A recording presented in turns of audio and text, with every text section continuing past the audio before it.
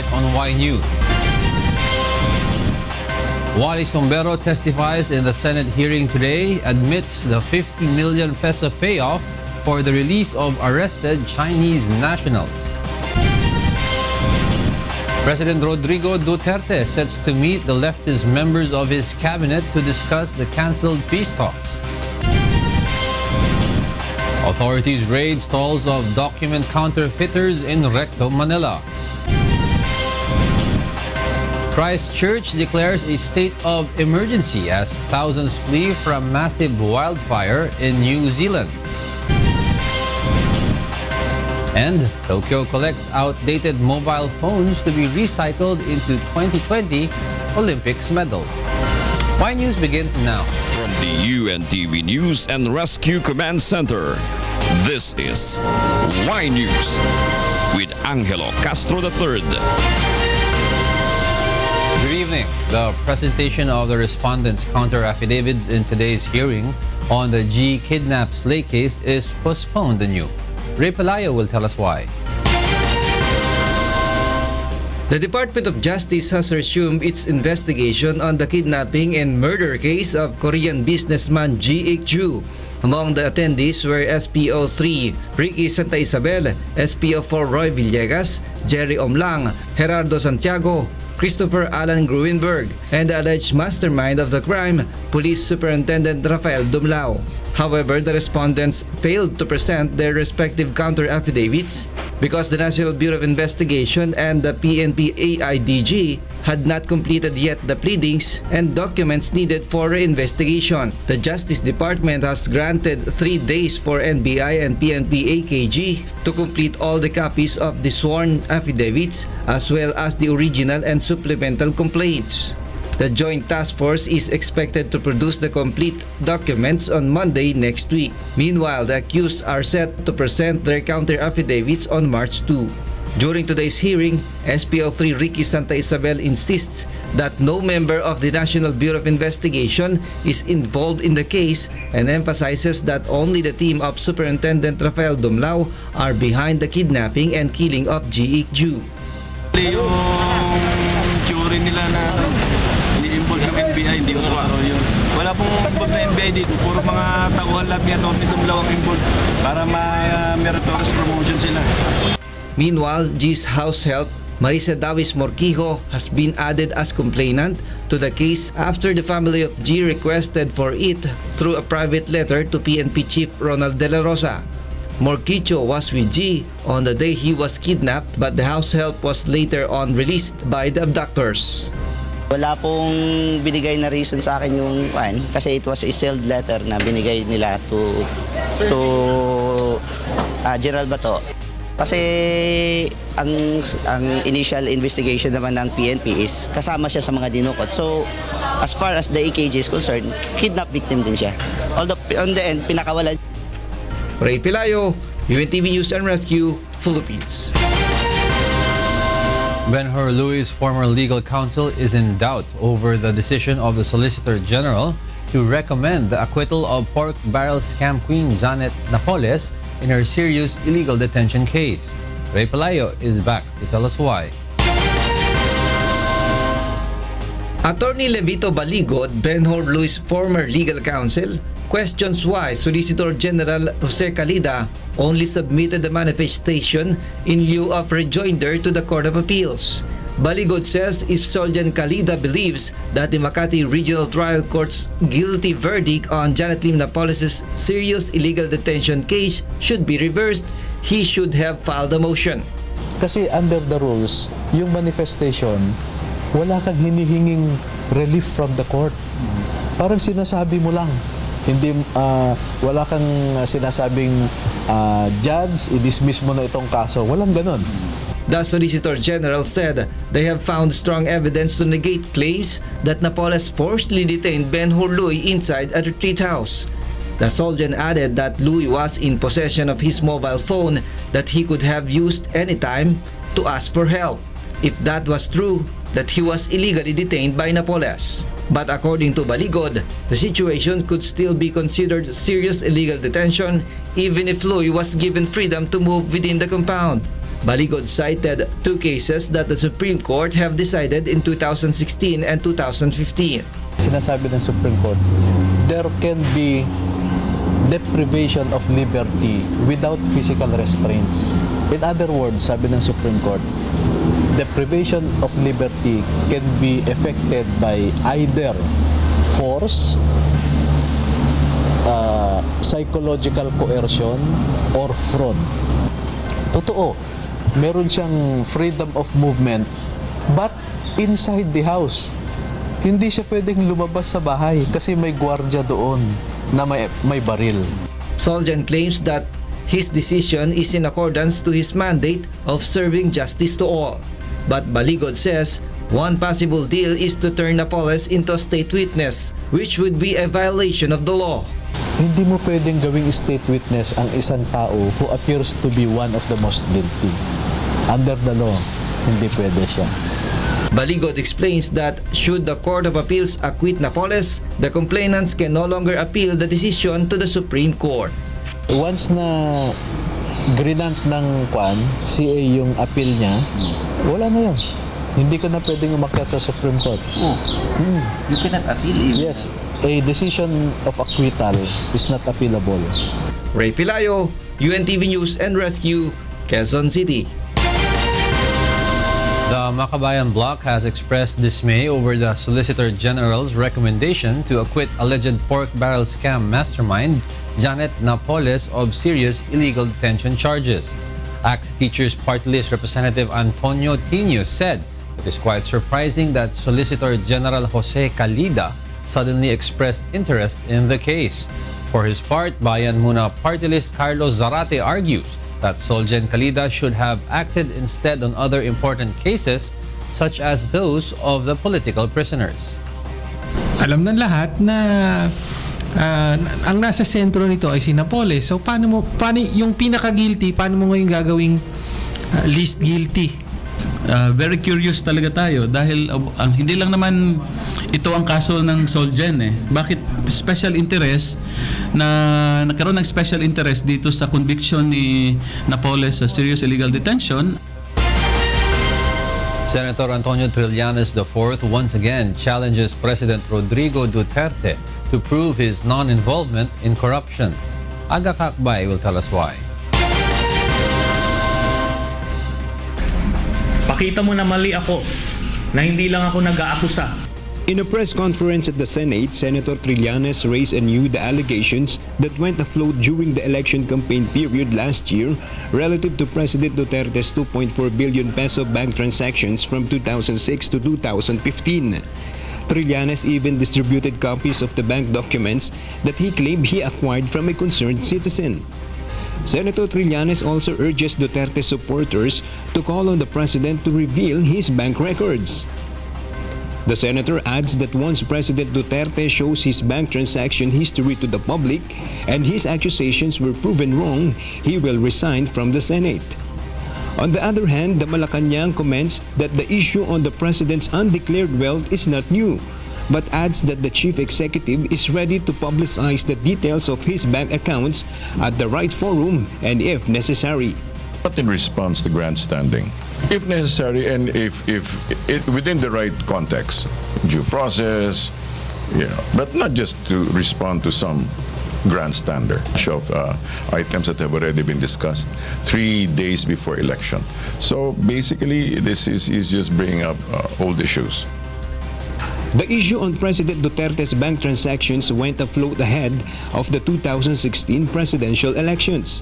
However, the Bangko Sentral ng Pilipinas and the Anti-Money Laundering Council denied that they were the sources of the said bank transaction documents. The Malacanang also asserted that the senator must follow the due process and file the complaints against the issue that has been addressed by the president long before.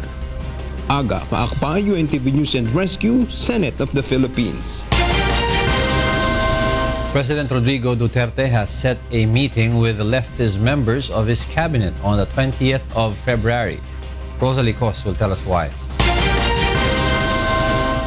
President Rodrigo Duterte will be meeting his leftist cabinet members to discuss the recently cancelled peace talks.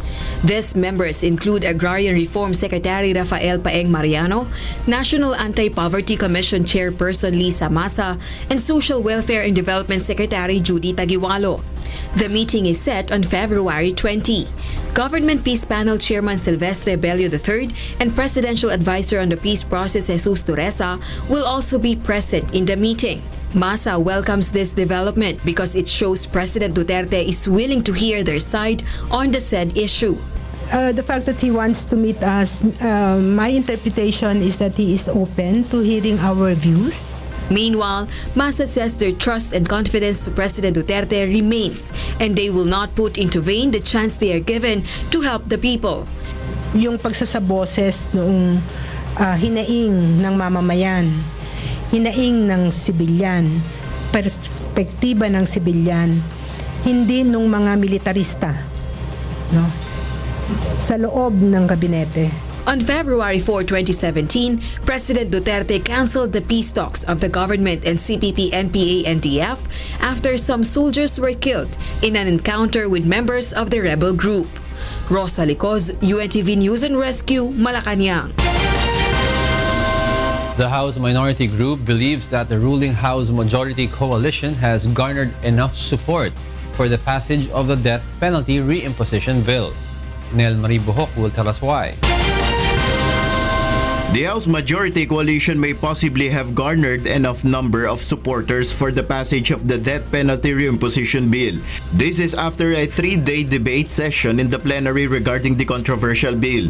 House Deputy Minority Leader and Ako Bicol Party List Representative Alfredo Garbin believes the ruling party is confident of the bill's passage. He might have some basis on that na meron na talagang numero sila because, as early as last week, meron ng survey form na pinadala sa bawat kongresista kung ano ang kanilang boto. According to some Solons, debates should be concluded already as the arguments presented are sufficient enough. Sa akin, yung pagbobotohan na lang ang ating inaantay. But the Makabayan Bloc plans to insist from leadership of the lower house to continue the debate. Maninindigan pa rin kami sa Makabayan na kailangan pa rin nating magkaroon ng isang demokratikong pagdidebate, no?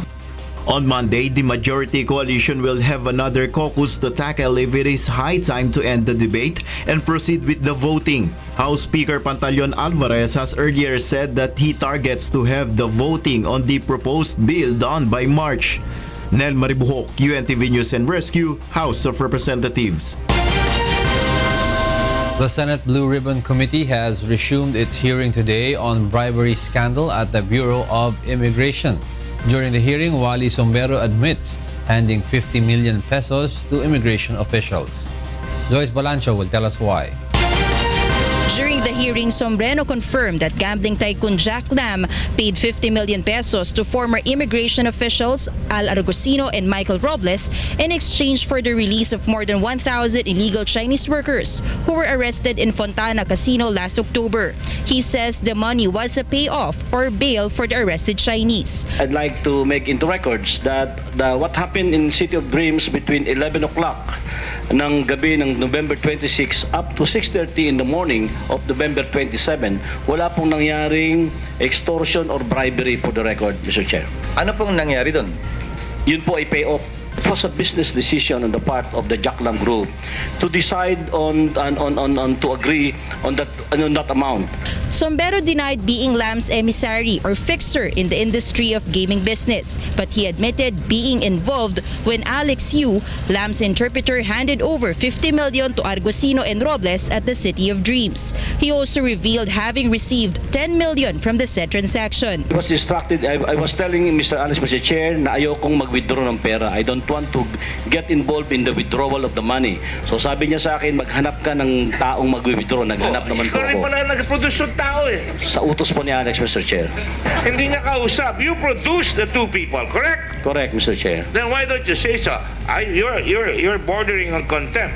At nandoon po ako bilang isang head ng isang organisasyon na gusto kong isave ang industriya. Lam's representative Charlie Atong ang said they borrowed from business partners to raise the 50 million. At first, they thought it would afford the release of arrested Chinese, but discovered that it was a case of extortion when Argosino's camp allegedly asked for another 50. Senator Richard Gordon says he is inclined to believe that it was a case of extortion among immigration officials. Meanwhile, Senator Antonio Trillanes IV presented during the hearing 2 messages sent to Sombero that are allegedly from Argosino. In the said message, Argosino is saying that he is setting a meeting with the president and presents to bring along Sombero and Jack Lam. Sombero claimed not replying to these messages, while Argosino asked for more time to validate them. Senator Trillanes believes President Rodrigo Duterte might be involved in the bribery case. Committee Chair Senator Richard Gordon says a lot has to be clarified on their next hearing on March 2. He is also not inclined to believe that President Rodrigo Duterte is involved in the scandal unless Trillanes succeeds in showing proof. Assessing the 4 hearings on the issue, he believes it is a case of extortion than bribery. So having said that, I think medyo more or less malinaw na talagang may extortion because araw-araw nangyayari yan. Halos araw-araw. Nag-extort yung dalawa. Yung dalawa nag-extort. Tapos yung iba, I want to give them as much leeway as I can na mapaliwanag ni Joyce Balancho, UNTV News and Rescue, Senate of the Philippines.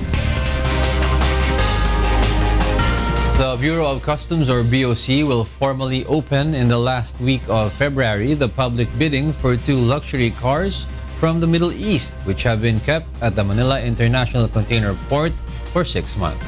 Aiko Miguel will tell us why. Ino-offer natin sa public auction sa February 28. Unang-una itong sasakyan na consign kay Veronica Garcia Angeles. Dumating ito noong August 28.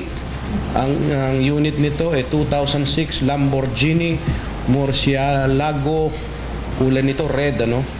Itong isa consign naman kay Mary Joy Libradilla Aguanta, 2005 Ferrari F430, kulay nito puti, white ito. August 28 ang date of arrival, 2016. The 2005 Ferrari F430 has a floor price or starting bid price of 5 million pesos and 7.2 million pesos for the 2006 Lamborghini Murcielago. Although the consignees, based on the registry return receipt from the Philippine Postal Corporation, have already received the letters of notice from the BOC Law Division to claim the cars, they still have not claimed the luxury vehicles up to now. Based on importation rules, a consignee is given only 30 days to claim their items or products upon arrival in the country. BOC will declare abandonment only after the 30-day period is over. Kapag lumampas na ito pong aming district collector o itong aming law division, mag-i-issue po ng decree of abandonment. On the other hand, BOC clarifies that they do not intend to seize any products, especially luxury items, unless the owner has invalid reasons for not claiming the items. Any amount that results from the sales of an abandoned item automatically goes to the government treasury. BOC takes 10% of the sales, which is used to pay for the shipping line fees, import transactions, and administrative expenses the Bureau incurs for the cargo shipment. Lahat po ito ay papasok na sa treasury, sa kaban ng gobyerno po, yung 90%. As products enter the Philippines, a consignee may secure permits from the Bureau of Import Services, from the Department of Trade and Industry or DTI, and the Department of Finance to be able to avail of tax exemptions. BOC reminds the public, particularly all consignees receiving any products or shipments entering the country, that there are provisions on the importation and exportation of products. The agency adds that the government shall take action on any abandoned cargo. Aiko Miguel, UNTV News and Rescue, Bureau of Customs. 4 individuals were arrested in a raid by operatives of the PNP Criminal Investigation and Detection Group in Recto Avenue in Manila this afternoon. Grace Casin will tell us why. The Philippine National Police Criminal Investigation and Detection Group or PNP-CIDG has conducted an operation in Recto Avenue in Manila, specifically in stalls of counterfeiters of documents and identification cards. 4 immediately submitted themselves to authorities and were arrested. After a short briefing in Camp Crame, the raiding team immediately proceeded to the target area. The rest of the 13 target individuals escaped. Authorities recovered machines and raw materials that the suspects use in making fake IDs, fake private security license cards, firearms license card, permit to carry and other government documents, as well as 2 online gaming machines. A police agent posing as client asked for the service giving his own identification card. The authorities say such illegal service could be used by other government employees, particularly policemen, in planning a criminal act. The suspects deny being involved in counterfeiting. Especially yung mga BTC at faking BTC. So kung hindi mo ma-check yun that it's fake, so the guy can easily get out and bring his firearm with him without being actually arrested. Opo, kahit check nyo po yung yung laptop po para malaman nyo po kung namimiki po kami. Marami po dyan po nagagawa po, hindi naman kami. Marami nga dyan nag-aalok po, kitang-kita nyo naman po pag dumaan po kayo, marami po dyan nagdi-display. Kami wala naman po kami naka-display po, mami, kasi hindi naman kami namimiki. The suspects were transferred to Camp Crame. They're facing charges of falsification of public documents and illegal online gambling for owning online video gaming machines. Grace Casin, UNTV News and Rescue, Manila. Several victims of rent tangay urged the Department of Justice today to appeal for a thorough investigation of the modus operandi. They also want the DOJ to issue a lookout bulletin against Tay Chicus Historillo Nambio, Rafaela Anunciacion, and Lean Constantino Rosales, the alleged mastermind of the modus operandi.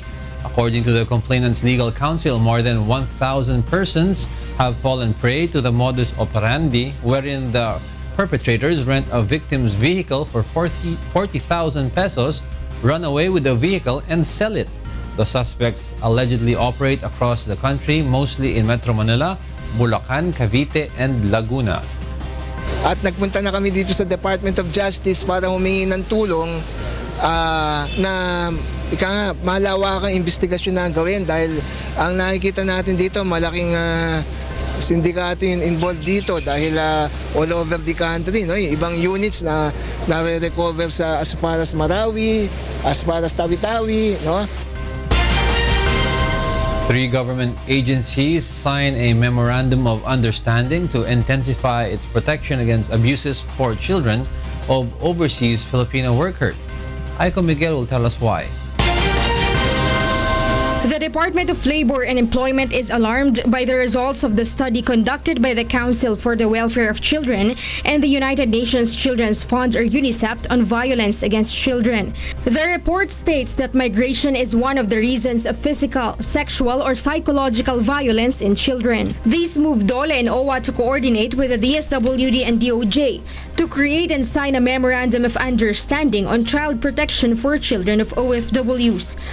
Nakita nila na may ngipin ang ating mga regulations to protect our children, sisigurado natin na igagalang at talagang hindi na mangyayari ulit yung nangyari sa bata. Under the agreement, OWA shall intensify child protection campaigns like conducting regular consultations and monitoring of the condition of children of OFWs who are often left to the care of relatives and household helpers. DOJ shall conduct preliminary investigation on child abuse and exploitation cases and will provide legal advice and assistance to the victims and their families. The children is one of the most vulnerable subjects of injustice and violence. I should know this personally because I was assigned by our president when he was still a mayor in Davao City to cater free legal services to our abused women and children.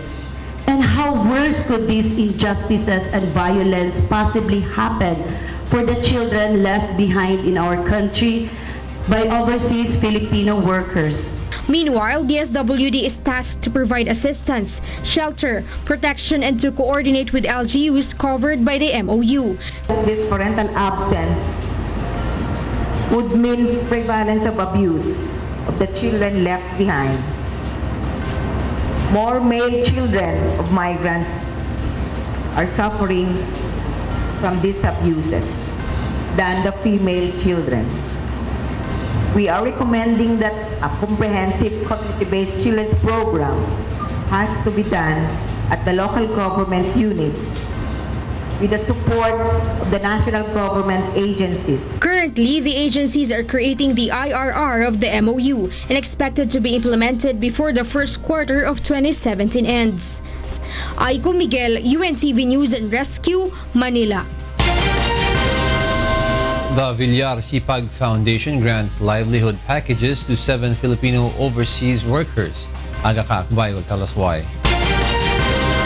7 Filipino overseas workers who were maltreated by their employers abroad have arrived in the country. They were able to return home to their loved ones through Sagip OFW program of Villar Sipag Foundation and through the support of the Blas Ople Policy Center. The OFWs were given financial assistance and sari-sari store packages through Senator Cynthia Villar so they could start a new life here in the Philippines. The 7 grantees are Isa Antonio, Valentina Lopez, Warren Menzo, Virgilio Ursais, Daracel Nicolas, Cheryl Caganda, and Jane Reyes. Most of them work as household helpers in Hong Kong, Malaysia, and Kingdom of Saudi Arabia. For her part, Senator Villar expresses her views on the importance of regulating the deployment of household helpers to countries like Saudi Arabia. We should limit yung domestic workers sa Saudi Arabia kasi lahat ng problema ng OFW, karamihan problema sa domestic workers sa Saudi Arabia. Senator Villar adds that being determined in life would lead to better opportunities in the country than working far away from our loved ones. Aga Kaakpa, UNTV News and Rescue, Senate of the Philippines. Cybersecurity experts share some tips on preventing data leak on the internet. Monokson will tell us why. It would be a great risk if the government or any individual could not protect important data such as personal or private information, just like in the case of the Comelec database leak before the 2016 elections, in which over 55 million voters' information were leaked in public. This is aside from the previous hacking that took place on other government websites. For this reason, several cybersecurity experts from the National Privacy Commission or NPC recommend some precautionary measures to prevent such hacking incidents to recur. The NPC also issued an advisory requiring government agencies and companies to designate a data privacy officer or DPO come September 2017. This is to provide a certain system that will protect the database of a company or an agency.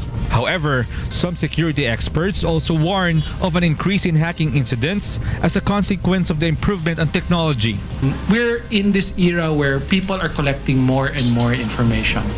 But as you keep more information, then it becomes more vulnerable. Your risk profile increases and the need for protection increases. The NPC will also create a data privacy council in the future, which will be comprised of the designated DPOs in government agencies and businesses nationwide. Mon Hokson, UNTV News and Rescue, Makati City.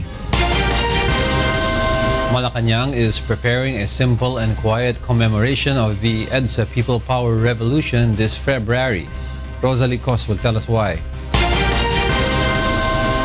Malacanang insists that the Philippines must change even on remembering the past or relevant events in the country's history. This is the reason why the commemoration of the EDSA People Power Revolution, which overthrew the Marcos regime, will be simple and quiet this year. The emphasis has shifted. It is no longer a celebration of the past. It is now a reflection on what can happen in the future. So we're moving on from those things. Unlike what was observed in the past, the bloodless revolution will not be commemorated in EDSA People Power Monument. Instead, it will be celebrated inside Camp Aguinaldo and Malacanang. Malacanang, meanwhile, has denied that politics has something to do with the government's simple preparations for the People Power anniversary. We think holistically, The whole nation is evolving. We can't get stuck in the past. On February 25, it will be the 31st commemoration of the 1986 EDSA People Power Revolution. It is the first commemoration under the Duterte administration. The theme for this year will be a day of reflection, celebrating people power for nation building. Rosa Licoz, UNTV News and Rescue, Malacanang. PHIVOLCS is measuring the horizontal and vertical displacement of ground ruptures found in the town of San Francisco, Surigao del Norte. Some of the ruptures are located near residential areas. Ground ruptures are caused by the movement of a fault line. Based on PHIVOLCS assessment, the ground ruptures in Barangay Poblacion measures up to 1 kilometer in length. PHIVOLCS says they need to get the exact measurement of the rupture to warn residents that it is not advisable and it is dangerous to build establishments near it. Surigao del Norte is one of the seismically active areas in the country and is located in the Philippine Trench.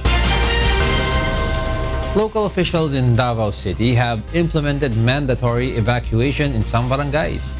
Victor Cosare will tell us why. A mandatory evacuation was implemented by local officials in Davao City because of floodings caused by continuous rain since yesterday. Atong gisiguro gyud ang mga bata, mga tigulang, to mga buntis ug atong may mga differences panglawas no kadtong mga PWDs nato. Kay naa pa mga giuban nga kanang mga ginikanan nga siyempre ginatan-aw labi nag nay mga buhi na nga mga mananap o kining ilang mga baboy nila.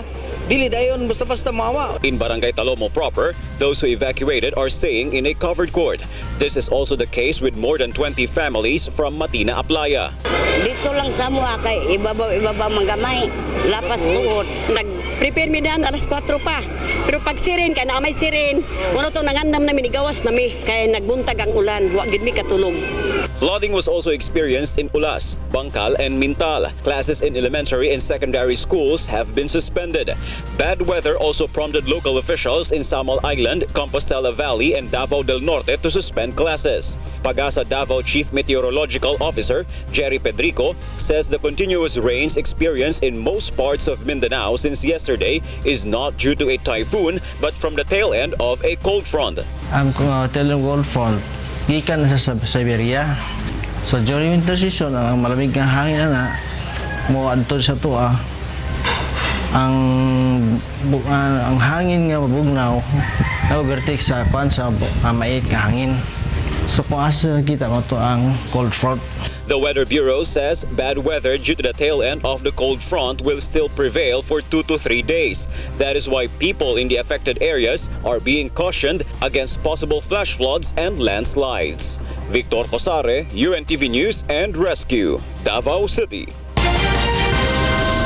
Coming up, Christchurch declares a state of emergency as thousands flee from massive wildfire in New Zealand. And Tokyo collects outdated mobile phones to be recycled into 2020 Olympics medals. More from Y News after this break.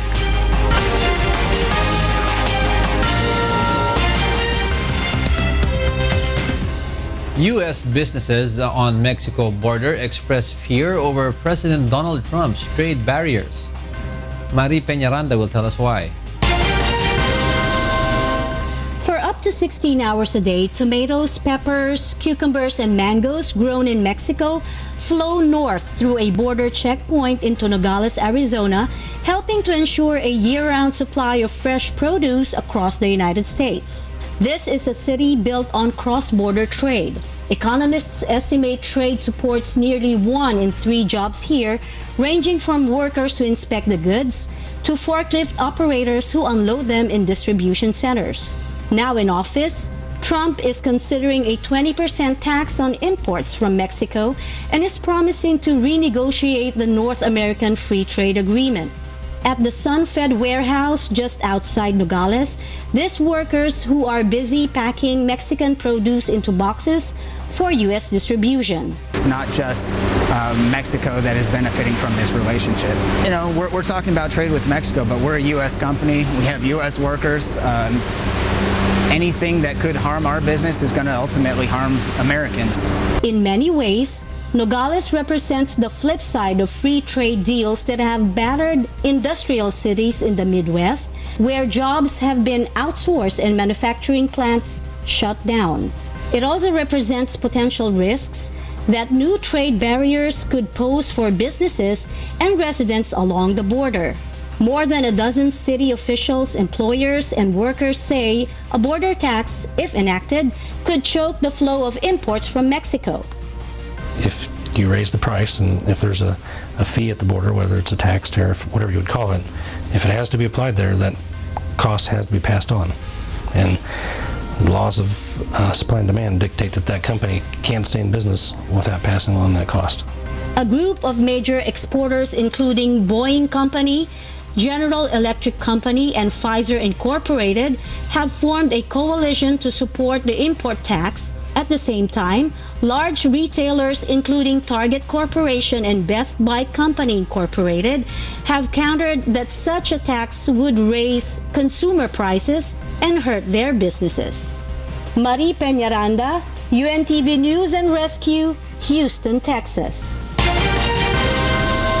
More than 1,000 evacuate from their homes in New Zealand and a state of emergency is declared in Christchurch, the country's third largest city. Nina Bascon will tell us why. Thousands of residents in Christchurch, New Zealand evacuate from their homes because a wildfire has begun threatening homes on Thursday. The fire in the Port Hills district of the city has begun earlier this week but spread rapidly overnight to cover more than 1,800 hectares, according to emergency workers. According to reports, 11 homes and 2 outbuildings have been destroyed. We have the car packed and ready to go, but yeah, just wanted to come and make sure that had things, accelerated or had they died down, at this time of the night before maybe getting a couple of hours sleep before the morning. Prime Minister Bill English cancelled all his engagements to set off for Christchurch to monitor developments. 15 helicopters and fixed-wing aircraft, the maximum number that can safely be in the air at any one time, have been dispatched amid forecasts for winds that could fan the flames. A change in the wind direction is predicted for later in the week that will lower temperatures and humidity and could slow the fire's progress, emergency workers said. A helicopter pilot died on Tuesday, February 14, after crashing while tackling the blaze. Nina Bascon, UNTV News and Rescue, Australia. A shortage of iceberg lettuce is likely to continue into March, according to Spanish farmers. Jovic Vermas will tell us why. Freak weather conditions in the south of the country early in the agricultural year has prevented the planting of lettuce seedlings to replace ruined crops. As a result, the southern region of Murcia, where most Spanish lettuce grown for export is cultivated, suffered the worst floods in 2 decades. It also experienced its first snowstorm in more than 30 years in December and January. Una catástrofe como la que hemos vivido en diciembre en la región de Murcia se repitió algo muy similar en el año 1983, que hubo una ola de lluvia seguida por una ola de frío con un remate de nieve. The ruined harvest and subsequent shortage of produce has led some British supermarkets like Tesco and Sainsbury to ration iceberg lettuces to 3 per visit. The limited supply follows a shortage of courgettes in Britain, and supplies of broccoli and aubergines have also been affected. Production is likely to return to normal by the end of March or the beginning of April. Alongside the heat from ruined crops, the hiring of specialized labor to work the flooded and frozen fields has also eaten into profit margins at farms. Jovic Vermas, UNTV News and Rescue, London, United Kingdom. Brain damage found in former footballers is fueling concerns that frequent knocks from heading the ball or colliding with other players could cause dementia. Robbie de Guzman will tell us why. Scientists scientists have found signs of brain damage that could cause dementia in a handful of former soccer players, fueling worries about the danger of frequent knocks from heading the ball or colliding with others on the field. The study, published in the journal Acta Neuropathologica on Wednesday, followed 14 retired soccer players with dementia and secured next-of-kin permission for post-mortem examinations for 6 of them who were skilled headers of the ball. All 6 also had signs of Alzheimer's disease. The scientists found evidence of chronic traumatic encephalopathy, a potential cause of dementia, in 4 of the 6 brains. John Hardy, co-author of the study, said the research does not prove a positive link between heading a football and developing dementia, but said there is a complicated relationship between the two. And so I think it's a bit dangerous to actually separate them completely, because there are commonalities between them, and certainly they are additive pathology. So if you've got a little bit of brain damage to do with an Alzheimer change and a little bit of brain damage to do with CTE, you're more likely to be demented. The risks are also thought to be minimal for occasional players. I want to emphasize, though, that the people we've studied, these are people who were professional footballers, who played football probably every day of their lives for 25 to 30 years, probably many hours a day. This is very different from a casual weekend player or a school player. It's just a different order of magnitude of contact. Soccer is the most popular sport in the world, and scientists said the danger of head injuries had to be weighed against the game's known benefits in improving cardiovascular health, which actually reduces the likelihood of developing dementia. Robbie De Guzman, UNTV News and Rescue. NBA All-Star three-point shootout contestants head to Louisiana this weekend. Meanwhile, the Cuban baseball team gears up ahead of this year's World Classic. Aaron Romero will tell us why. The Cuban baseball team shall embark into the World Classic 2017. The World Baseball Classic is held every 4 years, bringing together the most outstanding players of all the professional leagues, distributed in 16 teams. The first round of the tourney will start on March 6. Cuban coach Carlos Marti hopes for success for his team. La meta de todo el mundo, que creo que está la gente optimizando, de que debemos tratar de hacer todo el esfuerzo para pasar a la segunda fase, que ya eso nos tendría entre los 8 mejores del mundo. Por lo tanto, yo creo que el objetivo será ese, pasar a la segunda etapa del evento. Meanwhile, Belgian Ben Hermans stormed across the finishing line at the end of Wednesday's second stage of the Tour of Oman. For this win, he also claims the overall leader's red jersey. The BMC Racing Team member outlasted rivals Rui Costa, Jacob Fulsang, and Merhawi Kudus in the uphill sprint finish to take the overall lead. The race concludes on Sunday in Muscat. And in the NBA, the much-awaited NBA All-Star Weekend 2017, hosted by New Orleans, Louisiana, begins tomorrow, February 17. Among the highlights of the games include the Skills Challenge, Slam Dunk Contest, and the Three-Point Contest. To compete in the Three-Point Contest happening on February 18 are Rockets shooting guard Eric Gordon, Cavaliers point guard Kyrie Irving, Raptors point guard Kyle Lowry, Mavericks shooting guard Wesley Matthews, Trailblazers shooting guard CJ McCollum, Hornets point guard Kemba Walker, Lakers small forward Nick Young, and Klay Thompson of the Golden State Warriors competing to defend his three-point shootout championship title. The NBA All-Star Weekend runs until February 19. Aaron Romero, UNTV News and Rescue, New York. People in Tokyo donate their old mobile phones for a very important project. Nina Armilio will tell us why. More than than 100 people gathered at the Tokyo Metropolitan Government Building on Thursday to donate their old mobile phones, which will be recycled into medals for the 2020 Tokyo Olympics. The Tokyo 2020 Organizing Committee expects to collect as much as 8 tons of metal from outdated cell phones, gadgets, and appliances. もったいないの観点から、そしてまたオリンピック・パラリンピックへの参加の意識をね、高めていくためにも、そりゃそうでしょ、皆さんの携帯電話があのメダリストのメダルになってるんだと思ったら、どんなにオリンピック・パラリンピック楽しみなことでしょうか。This effort, the first of its kind for the Olympics, will extract 40 kilograms of gold, 2,930 kilograms of silver, and 2,994 kilograms of bronze metals, enough to make all the 5,000 Olympic and Paralympic medals. メダルに古い使ってない携帯がメダルになるんだったらいいチャンスかなと思いまして来ました。Beginning April, collection boxes will be installed in local offices and stores of telecoms firms NTT Docomo Incorporated, which will partner with environmental firm Japan Environmental Sanitation Center for the project. The collection ends once the targeted 8 tons have been gathered, although organizers say further details still needed to be worked out. Nina Armilio, UNTV News and Rescue, Philippines. Those are the reasons behind the news, February 16, 2017. I'm Angelo, Castro III.